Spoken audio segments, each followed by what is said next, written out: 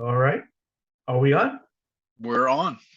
Oh, I'm so sorry. Hey, I didn't get the see. This is Zoom. I Didn't do didn't it. get the notice on my screen that it was counting down. All right, hey folks, it's Vince Fattizzi here with Joseph Smith with Ritter Mortgage. This is part two of our video series. We started last week. If you missed part one, please go out and check that out. It's posted pretty much everywhere. But we're going to talk today about equity. This is this magic word that so many people hear all the time, don't really understand what is equity, how do I build equity, what does that have to do with renting. And Joseph and I talked a lot about this over the last week or so, and how we were going to really just present this in a simplified fashion so that you can understand it. And equity really has two parts.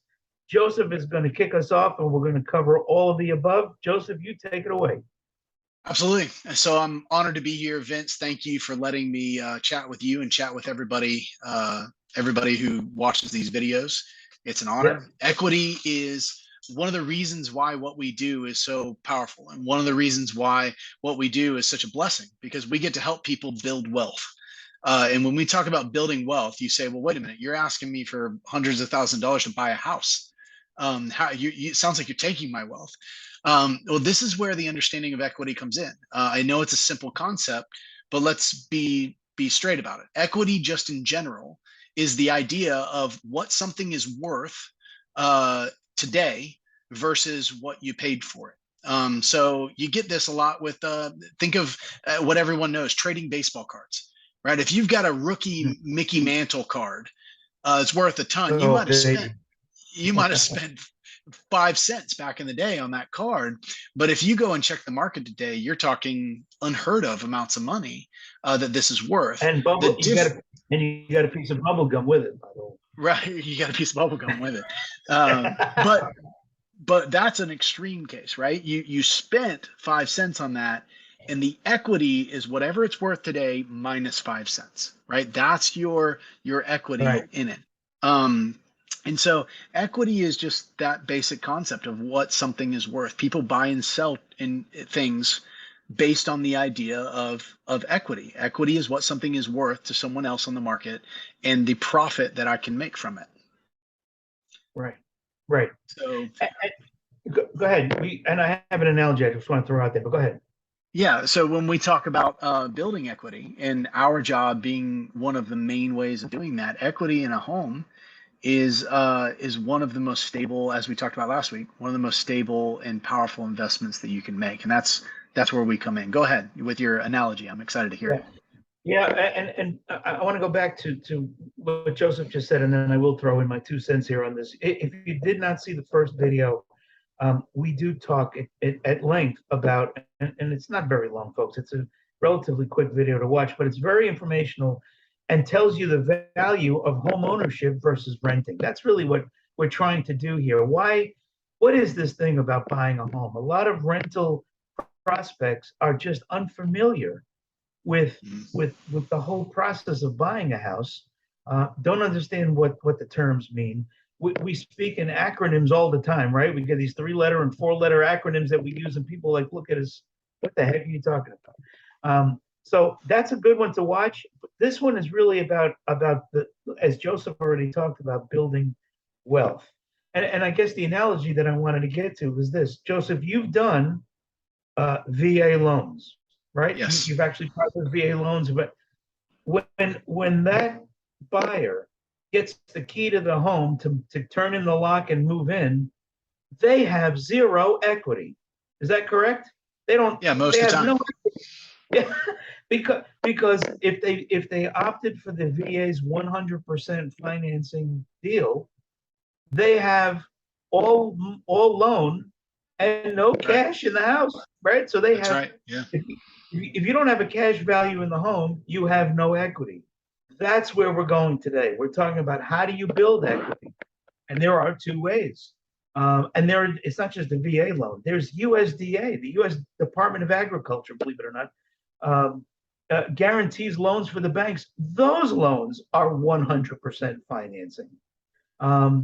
Again, when the buyer gets the key to the house and they stick the key in the lock and unlock it and walk in the first time, from that day forward until they sell it, well, not until they sell it, but from that day immediately, let's put it that way, they have no equity in the home, zero, because they borrowed 100% of the value. So if it was a three or $400,000 home, they owe three or $400,000. They have no equity. They have nothing in the home. But we're going to show you how to build equity, and that's what Joseph is going to talk about right now. That's right. Even that VA buyer, that 100% or USDA buyer, that 100% finances, on the day they own the home, though there's zero equity in the house, they press the marker that they are going to begin building equity, because home ownership builds equity. It builds equity. Right. What I like to say, it builds it up and it builds it down. And so building equity up is take, for instance, you buy a house for $250,000. Say you did it in 2019. That was pretty phenomenal. You've got some equity. But as a house rises in value with the market, and housing is one of those aspects of our economy that will never, even in the crash and back in 2008, the government wasn't gonna let housing be a non central piece. It is a central piece. Wherever we go as an economy, the housing will always be right there with the market. So as the economy grows, the housing will grow with it. So the reality is, $250,000 house 2 years later, say it's now worth to the market $280,000. That $30,000 is the upgrowing of equity that you now own. So just sitting on your couch eating popcorn, and doing nothing, you've gained $30,000 because you own that property. You own that home, right? Yeah.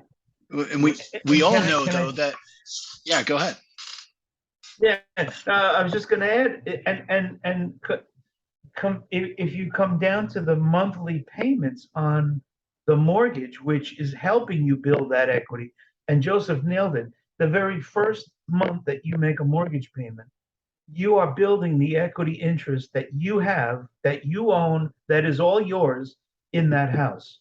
The very first time you make a rent payment, whether it's your first rental or your 12th rental, as soon as you make that first, rent payment in the term of the lease that you have, you are getting zero equity, nothing. You will absolutely gain nothing in value from that, except for the ability to be able to live in that space. Go ahead. That's right. So I think you just walked into our next phase of building equity down. Building equity up is if you sat on the couch and you did nothing. Now, a bank's not going to let you do that. You have to make payments. But say you sat on the couch and you ate popcorn and you did nothing, and for some reason the bank just went, okay, you can keep the house. Then when you go to sell it 2 years later and it sells for 280, you'll pay the bank the 250 that you owe them, but that 30K is yours. You own that. That belongs to you. But as you just described, building equity down is to say, okay, well, I'm a good owner and I'm a good borrower, so I'm going to pay the bank every month the mortgage payment. Oh, God, I hate seeing that money go out of my bank account. I just hate it. But I'm going to pay a good mortgage payment, and I'm going to do that for 2 years. Now, not only does the house sell for 280, and these numbers are just guesses, right? 280, Yes. and I get 30K of upward equity. But now also I've made payments on the house, and my principal balance of my loan has gone down by $10,000, and now I own 35 or 40K equity when I go to sell this house off. So as you just said very well, is that the main difference between owning a home and seeing that payment go out, which in our market, a rental payment actually is either even or sometimes above what you can get into a mortgage for. But when that monthly bill goes out in a rental, it goes out to build someone else's wealth. In a mortgage, it goes out and it is going to actually not only build someone else's wealth, let's be honest, the bank loans you the money, but it also goes to help build your own wealth. Right. And so when you sell your home, you're getting a portion, that principal portion of your payment back to you. And so so it's just a much better situation to be owning a home. And with all of it, all we've talked about is the value of the money that you're basically putting in your bank account, right? That's just money in your pocket. There's also a function of stability. If you own it and you're making your monthly payments, you're staying there. You don't have to worry about it. How many times in the last 2 or 3 years have we heard of tenant prospects who literally were told a month in advance, your lease is up and I'm selling the house. Your lease is up and I'm selling the house. You need, Right. and they all of a sudden in 30 days, their whole life is turned upside down. Sometimes in a place that they've lived in for 5, 6, 8, 10 years. Now the seller sees the prices have gone berserk like they have over the last 2 years, and they want to take advantage of that. So literally, Right. you have no control. If the landlord tells you, I'm selling my property, you need to vacate, that is really, talk about stress. I mean, in 30 days to find another place in today's market, it's just nearly impossible, especially at the going rate of where rents are today. If you were paying Right. 14, 15, $1,600 a month 3 years ago, you're going to be paying 2,000, 2,300, 2,500 today. Same space, same size, different, very different rent. That's a great point that you're making, because even if you were to take over the price over the course of 30 years and say you just decided to rent 30 years, you're renting and you're paying $1,600, right? Right. At the end of 30 years, you could tally that up, 1,600 times 30, and you could say, this is how much money is gone. You'll never see it again. Right.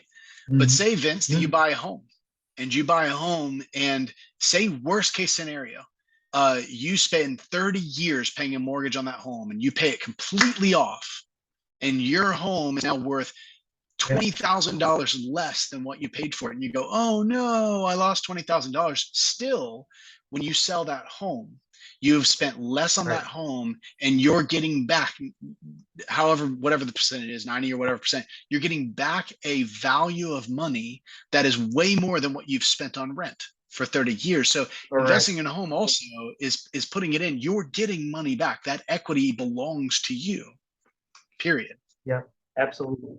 Absolutely. The other piece of the puzzle, which I think we kind of sort of touched upon, is that yes, every time you're making a payment, you are reducing your debt, and a portion of that payment, because it's reducing the debt, it's taking a chunk off that mortgage, whatever it may be. Initially, not so much. As you get to the middle part of the loan, a lot more, and then toward the end, it's almost all equity, right? Almost all equity. But the other piece of the puzzle is you also earn equity by just sitting in the home and doing nothing, because the appreciation value of the property is going up all of the time. Look, in the old days, which was 3 years ago, right? The old days, maybe St. Johns County would go 3 to 4%. Would you think that was probably right, Joseph? I think it's about an That's average. actually 5%. that's actually the national average is 3 to 4%. Yeah. So Right now. so let's say maybe St. John's was a little bit hotter than that, and we were at 5%. Every time your house changes value by 5% each year, it's adding additionally to the pile of equity you are accumulating, and you did absolutely nothing to earn that appreciation. You physically had to make your payment, and that did reduce the loan on the property, building your equity. But the great secret of real estate is that as long as it's appreciating, you're making this other secret money that is kind of out there on the side that you don't really recognize until you sell.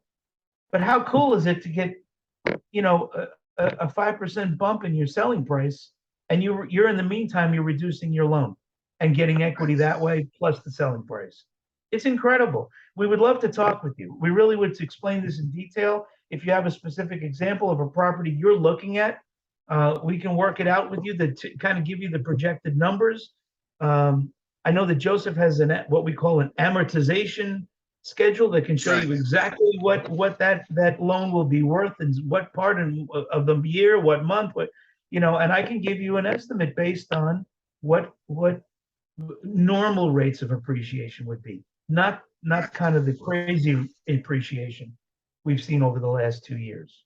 Go ahead. That's right. It's worth a phone call to say, is it possible that I can get into something?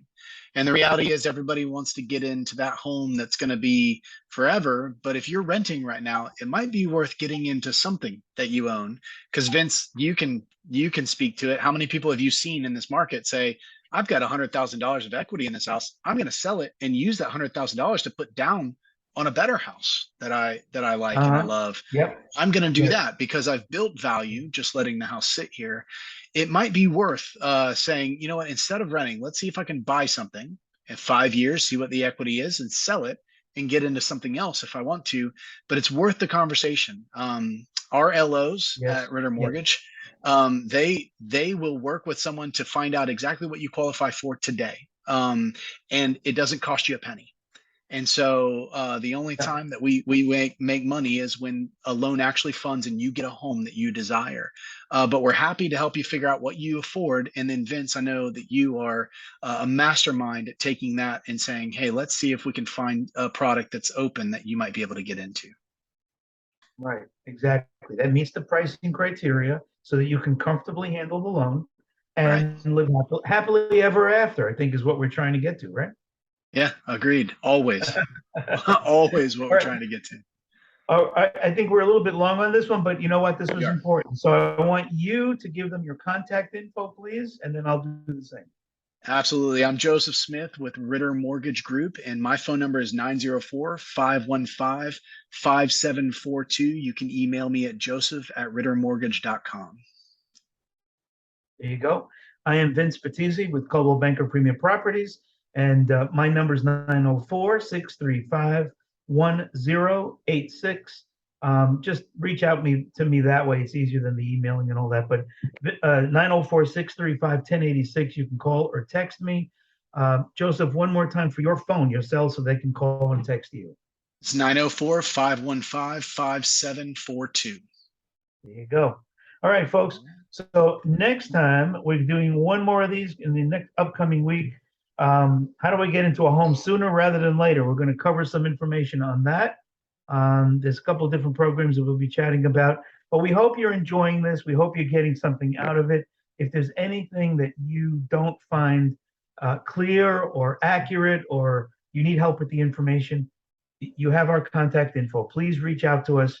Happy to help you in any way that we can. Okay, Joseph, why don't you close us out, and we'll see you the Absolutely. next week. Thank you, guys. Thank you. We look forward to working with you. And as always, we're looking to help you any way that we can. So you guys have a great week, and we'll see you next week as we talk about maybe some programs you didn't know existed that might help you get into a home today rather than waiting for a while. So look forward to talking There with you all of go. you All again. right, folks. Enjoy your week. All right. Bye-bye.